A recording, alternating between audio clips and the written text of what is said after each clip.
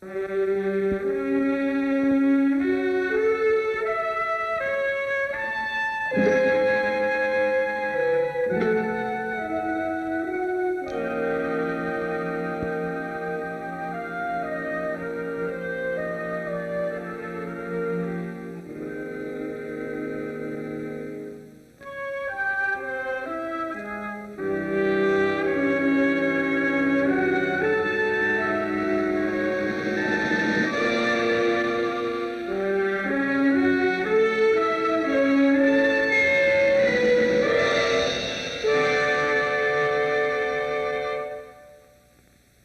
I was 17 or 18, I remember I'd been tramping in the woods. I was coming home when I began to get a sort of a picture. It came to me just so that I could actually see things. I stopped in the hazel brush and stood there for half an hour while a picture came to me as to what I could make. I saw a little village and the families in it. Some of the people would be carpenters, some would be mechanics, some of them would be philosophers. We'd find ways to make our living, and we'd be selling things so that we'd be independent, and we'd get our own food. The teachers would have their families there, and the pupils would be living in the same houses with the teachers. It would be a community of explorers, inventors, teachers, and students, a friendly group. We'd be philosophizing together.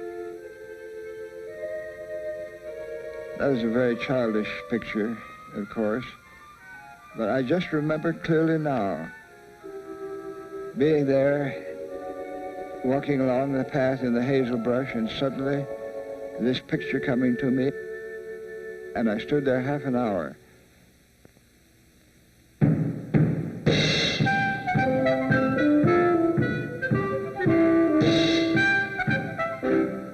St. Cloud, Minnesota, about 1895. A boy of 17 or 18 has a vision, a calling. His is the archetypal American story. He has grown up on the edge of a wilderness, his home on a dirt street, disappearing into a swampy, virgin forest. He dreams of how life might be better than it is, how people might be happier and more fulfilled. But his resources for changing the world are small. The church, his mother's church, is the cultural force which defines the good life. Mother has a stern religious view. She teaches discipline and self-denial. Father, a surveyor, avoids the house. He is a free-thinking, easy-going man whom the boy sometimes has to fetch from bars. The boy's earliest enemy is his own flesh. His cousin recalls those days. He wanted to be strong. He wanted to be physically strong, and he never was very physically strong. He would sleep in a cold, cold room with few covers on purpose. On purpose he would do that, so he would get strong. I'd had this cerebral meningitis, and I was in poor shape, and I wondered whether it was possible for a person my shape to come back. And I used to argue with myself about it. He must also overcome the conditioning of his environment. I asked myself, is there some reason that I can't understand why I would be given the craving to inquire and why it should then at the same time be wicked for me to do so? The outcome was I worried it out, and I finally said, I've got to ask questions. And I went further than that. I said to myself, I've got to ask all questions. Isn't any place where I stop? I must be free to ask questions.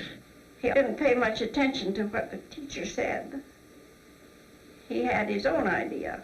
At that time on the frontier, for a person to go into the woods just to go in